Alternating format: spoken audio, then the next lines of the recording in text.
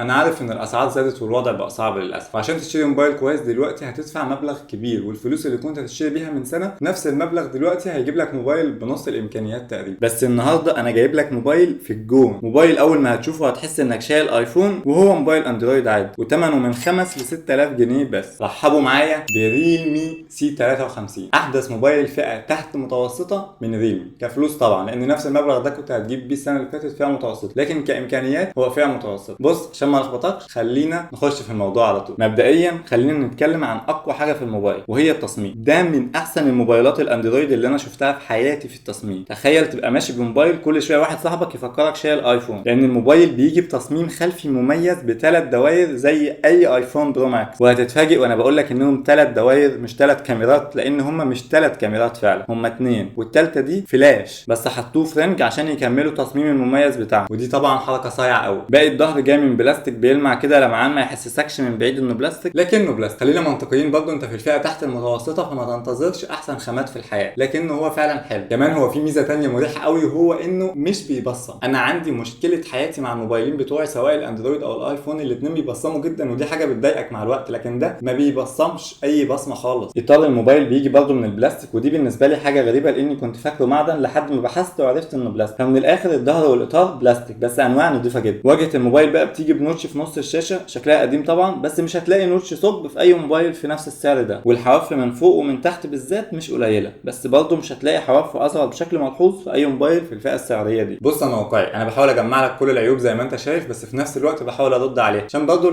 العيوب دي تعتبر عاديه في الفئه السعريه اللي احنا بنتكلم فيها، لكن عشان ابقى قلت لك كل حاجه تقريبا في الموبايل تاخد من الفيديو كانك كنت ماسكه في ايدك. الموبايل بيجي بشاشه 6.74 بوصه من نوع اي بي اس، وبما انها اي بي اس فانت عندك البصمه موجوده في زرار الباور، والحقيقه البصمه بتاعت الموبايل ده مبهره. البصمه الاستجابه بتاعتها سريعه جدا ومفيش اي ليتنسي هتقابلك غير قليل جدا، وانا حاولت اغلطها كتير مفيش تقريبا. فالموبايل فيه بصمه محترمه. سطوع الشاشه بقى مش احسن حاجه وانت ماشي في الشمس، بس برضه هتشوف يعني، وانا قارنته بموبايلات فئه متوسطه اعلى منه من ريلمي نفسها كمان زي ريلمي 7 برو، وسطوع السي 53 كان اعلى منه بشكل ملحوظ. الشاشه كمان بتيجي بتردد 90 هرتز، وده باين من اول لحظه هتمسك فيها الموبايل، لانك هتحس بسلاسه وسرعه مش طبيعيه، وتنقل بين التطبيقات وفتح وقفل اي ابلكيشن مش هتحسسك ابدا انك ماسك موبايل في الفئه السعريه دي. والشاشه الوانها حلوه خالص، بس مش هقول لك بقى احلى الوان والكلام ده، لا انت بوس ايدك وش وظهر ان انا بقول حلوه اصلا. يعني انت في 5000 جنيه، انا عارف ان دي حاجه مؤسفه والله، بس هو خلاص بقى ده الواقع بتاعنا في مصر، دي الفئه السعريه اللي بقت تحت متوسطه، مفيش في ايدينا حاجه نعملها، لازم بقى نواجه الواقع ونحاول ندور على احسن موبايل في الفئه دي. لكن مع ذلك في اوقات قليله قوي هتحس ان الوان الموبايل ده جامده قوي، والغريب ان المرات اللي هتحس فيها بالوان جامده قوي دي هتكون في الصور اللي مصوره بكاميرا الموبايل. طبعا احنا هنتكلم عن الكاميرا بالتفصيل كمان شويه، لكن معالجه الصور في الموبايل ده فعلا حلوه جدا. وبما اننا اتكلمنا عن معالجه الصور فتعالوا نتكلم عن المعالج. الموبايل بيجي بمعالج يونيسوك تايجر تي 612، طبعا معالج مش الاحسن في الفئه دي، وده مش هيبان في الفتره الاولى من استخدامك للموبايل، انت مش هتحس ده، لكن انا لازم اعرفك ده. وما تحاولش تقارنه بالهيليو جي 99 لانه هيكسبه في كل حاجه تقريبا، سواء في السي بي يو او الجي بي يو بالفورمه. اداء الهيليو جي 99 احسن منه في كل حاجه تقريبا. الموبايل بيجي برامات 6 جيجا وذاكره 128 جيجا، وطبعا دي حاجه كويسه جدا وهتداري على اداء البروسيسور اللي احنا لسه متكلمين عنه، الا لو انت استخدامك تقيل قوي بقى. وبرضه ما تفهمش من كلامي ان الموبايل تقيل او بيعلق اطلاقا، انت لو استخدامك تصفح سوشيال ميديا فرجه على الافلام والحاجات دي عمرك ما هتحس في اي لاج، عمره ما يعلق معاك. لكن انا بتكلم بقى لحد عارف انه بيفضي فعلا الرامات والبروسيسور بيضغط عليهم، وقتها هيبقى الاحسن ليك تزود 1000 وتجيب الجالاكسي اي 24. بس خلي بالك انا ما بقولش ان الاي 24 احسن من الريلمي سي 53، انا بقول انه احسن منه بس في نقطه الاداء والبروسيسور. اعمل لايك للفيديو واشترك في القناه عشان لما تنزل المقارنه بينهم تشوفها على طول. نخش بقى على الكاميرا، واحده من اقوى واهم مميزات الموبايل. الموبايل بيجي باثنين كاميرا خلفيه، كاميرا اساسيه 50 ميجا بكسل وكاميرا ثانيه 8 من 10 ميجا بكسل، وقد تبدو صغيره جدا وهي كده فعلا، بس الحقيقه هي كاميرا خاصه بالعزل. ريلمي عمليه جدا، بدل ما تحط كاميرا ماكرو ولا كاميرا وايد انجل قالت لا انا هحط كاميرا عزل اطلع للناس صور بورتريه رايقه قوي وخلاص على كده. فالحقيقه انا معجب بالكاميرات جدا، وهتشوفوا كمان انتوا ادائها دلوقتي. مبدئيا خلينا نشوف صور عاديه خالص متصوره بالموبايل في اوضاع مش بتشكل اي ضغط على الكاميرا. مثلا دي صوره في الشارع، طبعا الصوره من بعيد حلوه قوي، الوان حلوه جدا، دايناميك رينج محترم ومفيش اي اماكن ملسوعه نهائي. لو عملنا زوم هتلاقي الالوان والدايناميك رينج لسه كويسين، بس هيبدا يظهر مشكلتين صغيرين. الاولى ان التفاصيل في الزوم مش احسن حاجه زي ما هو ظاهر تحت كده، سواء في الزرع او في باب البيت، وكمان في اوفر شاربنس في الصوره، يعني تحسها حاده زياده عن اللزوم. طبعا ده بسبب السوفت وير اللي بيحاول يشبع الالوان قوي فبتافور منه، بس عموما انت مش هتاخد بالك من حاجه زي دي سواء في صورك اليوميه او في التصوير اليومي بتاعك. كل الصور هتحسها حلوه جدا، انت مش هتاخد بالك من ده الا لو انت فوتوغرافر. فوتوغرافر، وغالبا لو انت فوتوغرافر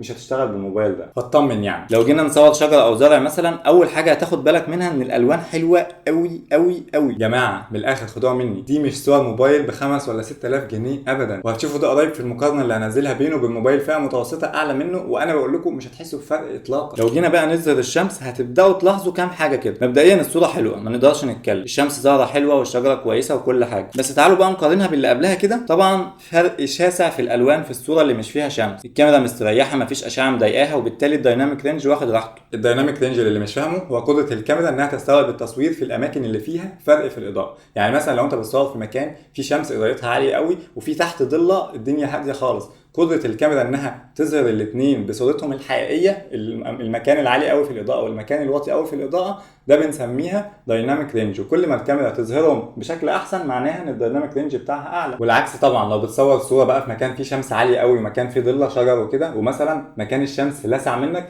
ده معناه ان الكاميرا مش عارفه تستوعب فرق الاضاءه المهول ده وتبينه لك بصوره كويسه، ومعناه كده ان الدايناميك رينج بتاعها مش احسن حاجه. يعني لو بصينا في الصورتين دول مثلا، على اليمين الصوره متعالجه كويس والاضاءه بتاعه الشمس الكاميرا استوعبتها، والارض كمان الكاميرا استوعبتها. عكس على الشمال، الكاميرا عشان تستوعب الاضاءه العاليه بتاعه الشمس ما عرفتش تاخد اي اضاءه من الارض، فبقت الارض مظلمه زي ما انت شايف كده. ما علينا، يعني اظن انت دلوقتي بقيت فاهم يعني ايه دايناميك رينج، وممكن انت تشرحه لاي حد مش فاهمه اصلا. هبقى اشرح لكم بقى في فيديو تاني ازاي الشركات بتزود الدايناميك رينج بتاع الموبايل وتخليه يطلع صور احسن من غير ما تزود عدسه الموبايل.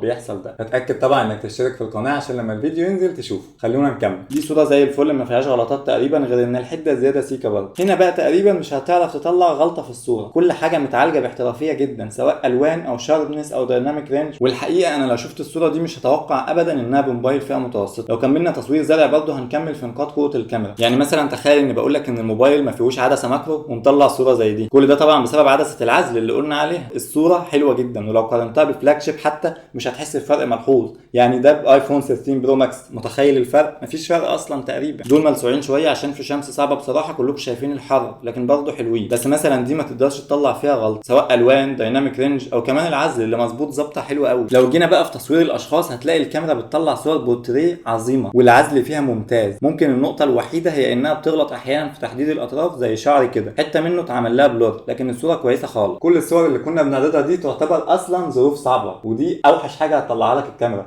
انما بقى لو عرضنا الكاميرا لظروف مثاليه تقدر تصور فيها براحتها من غير ما يكون في حاجه ضغطها زي اضاءه عاليه مثلا، هتشوف صور اتحداك تقدر تفرق بينها وبين اي موبايل اعلى منها بفرق كمان. بص مثلا العزل في الصور البورتريه دي عامل ازاي، حلو قوي يا جماعه بجد. بس برضه ما تخليش ده يخدعك، انت تاخد صوره حلوه في الظروف المثاليه وكده، لكن اكيد احيان كتير السوفت وير هيغلط زي اي موبايل حتى الفلاج شيب. زي مثلا الصوره دي اتلسعت والجزء اللي ورا مش باين خالص. الزوم كمان هيعجبك معظم الوقت زي هنا مثلا، وده بعد الزوم. نيجي بقى لواحده من اهم مميزات كاميرا الموبايل وهي النايت مود. بصوا انا مش هتكلم، انا هعرض لكم الصور وانتوا قرروا بنفسكم. دي صوره ليليه طالعه من موبايل ب 5000 جنيه سواء لاماكن او لاشخاص، حاجه كده.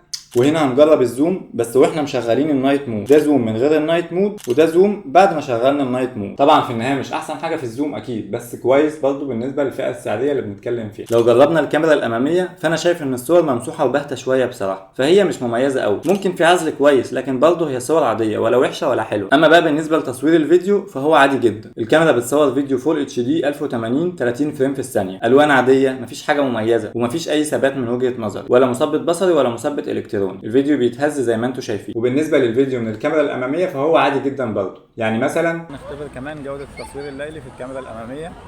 انا باصص على الموبايل اللي في النص كده، باصص على الايفون كده، باصص على الريلمي سي 53 كده، باصص على الريلمي 7 برو.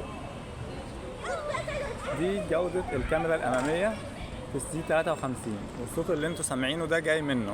اظن احنا جبنا كل حاجه تقريبا في الكاميرا، كانك مسكت الموبايل وصورت بيه. فروق عليا بقى بلايك وسبسكرايب كده يعني، قدرني. بس يا سيدي احنا كده خلصنا باقي شويه حاجات هنقولهم سريعا. الموبايل بيجي ببطاريه 5000 ملي امبير وشاحن سريع 33 واط بيجي في العلبه، عشان بدانا نشوف شويه عبط كده من الشركات ان بقى في بعض الشركات بتشيل راس الشاحن من العلبه في الفئه المتوسطه وتحت المتوسطه. مش هقول على اسمك يا سامسونج. طب ابل بتشيل من موبايلها اللي اقل موبايل فيه ب 30000، واللي بيشتري الموبايل ده هيقدر يشتري راس شاحن. انت جاي تشيله من اقل موبايلات عندك، يعني باي منطق اللي رايح يشتري موبايل فئه متوسطه او فئه تحت المتوسطه ده هو اكيد مش معاه غير فلوس الموبايل ده، هتخليه يروح كمان يشتري شاحن، وعشان يشتري شاحن كويس يدفع 500 ولا 700 جنيه. دي حاجه مش منطقيه خالص بصراحه، ولازم يراجعوا نفسهم فيها. لكن موبايلنا ريلمي سي 53 زي الفل. الرص في علبه الموبايل كل حاجه تمام. وبيجي كمان في علبه الموبايل الجراب السيليكون ده. الموبايل سعره في السعوديه 550 ريال، يعني حوالي 5000 جنيه. انا خليت حد يجيبه لي من هناك. في مصر سعره 6300 جنيه. طبعا سعر انا شايفه كويس جدا على الصفقه دي، لان في موبايلات اعلى برضه هتشوفوا ده في مقارنات جايه بتقدم لك مميزات اقل وسعر اعلى من كده اصلا. بس كده، دي كانت مراجعتنا المتواضعه لريلمي سي 53. اتمنى اكون وضحت كل حاجه ويكون الفيديو عجبكم. ما تنساش تعمل لايك للفيديو واشترك في القناه، ولو عندك اي استفسار او سؤال انا ما قلتوش اكتبه في الكومنتات وانا غالبا هرد على كل الاسئله. اشوفكم الفيديو الجاي. سلام.